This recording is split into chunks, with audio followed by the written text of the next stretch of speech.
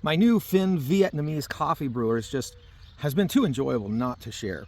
This is a Vietnamese style coffee brewer that packs conveniently because of its size. It even nests within my Stanley cup. I'm going to add a serving of coffee. Typically goes to the top of the pin inside that is threaded to accept the secondary screen. So this is the best of two worlds. It's your pour over coffee brew with a press component. So we're going to start by pouring just enough water in my coffee grounds to get a bloom.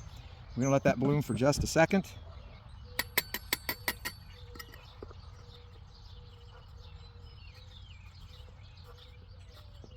Insert the press and start it pressing.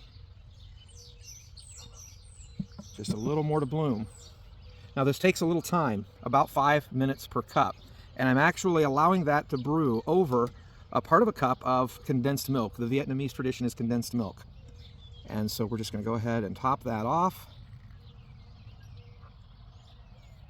And then we have a convenient cover, and then let that finish brewing. So you come back after doing some camp chores and your coffee is nearly finished. So you can see all the water has dripped through.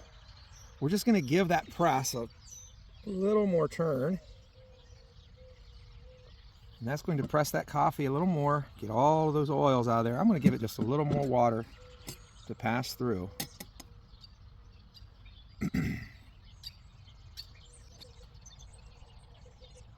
Set that aside. Give that coffee a stir with the condensed milk or cream, whatever you choose to lighten your coffee. Or a fantastic cup of coffee with a very compact combination press pour over style coffee brewer, the Phin Vietnamese coffee brewer. And it's good.